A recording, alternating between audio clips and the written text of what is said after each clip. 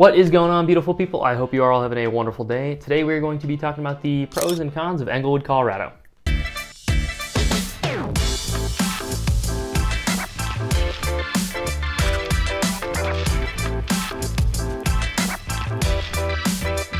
And hey, if this is your first time to the channel and you're looking to know a little bit more about Denver and some of the surrounding areas, just kind of getting a feel for what it's like to live here, make sure to hit the subscribe button down below, tap the bell icon for notifications. That way you can be notified anytime I come out with a video and you can learn a little bit more about Denver. If you don't already know, my name is Michael and I get people reaching out all the time looking to make a move here, just have questions about trying to get to Denver or about Denver. So if that's you, whether it's a week, 10 weeks, whatever it may be, feel free to reach out. My contact information is below and I'm more than happy to help you with whatever you need. So without further ado, let's get right into the video. And so if you aren't familiar with Englewood, it's on the south side of Denver, just west of the famous Cherry Hills Village. And it has a relatively smaller population of about 33,000 people, and it's home to Pirates Cove Water Park. But let's get right into the pros. All right, the first one is that it's fairly affordable compared to some of the other surrounding places in Denver. The median single family home is about $605,000. So if you're comparing it to some of the other areas throughout Denver, it's gonna be a little bit on the cheaper side of things. It's not too much cheaper, but if you're looking to, pinch a few pennies here and there, and you're looking to just save a little bit of money or just trying to keep the budget down a little bit, Englewood might not be a bad place to take a look at living for a little bit.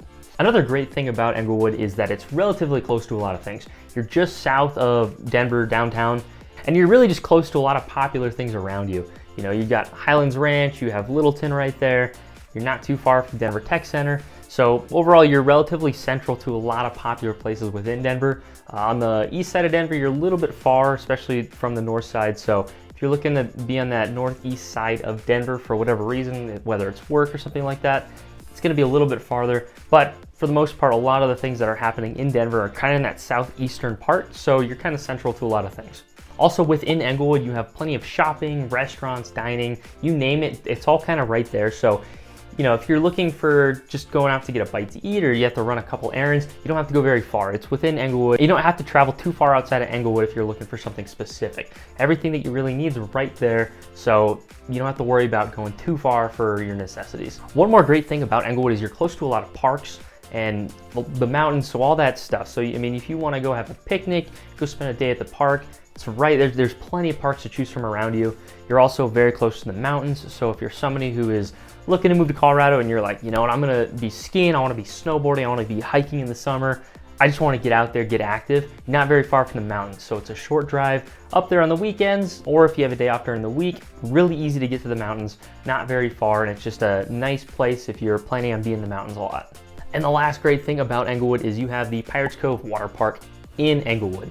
Now it's no Water World if you're familiar. It's one of the best water parks in the United States. Is on the northern side of Denver. It's kind of a very small version, but it's a few steps above your local pool and it's much more affordable than Water World. So during the summer, you can go multiple times throughout the summer and just go cool off, enjoy a day by the pool, and not have to worry about spending a bunch of money on the day pass. It's relatively affordable and it's not going to be nearly as busy as Water World.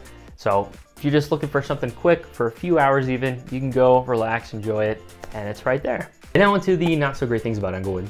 The first thing is traffic can get a little bit rough, especially depending on the time of the day. If you're leaving in the morning, going home from work, traffic's obviously going to be bad everywhere.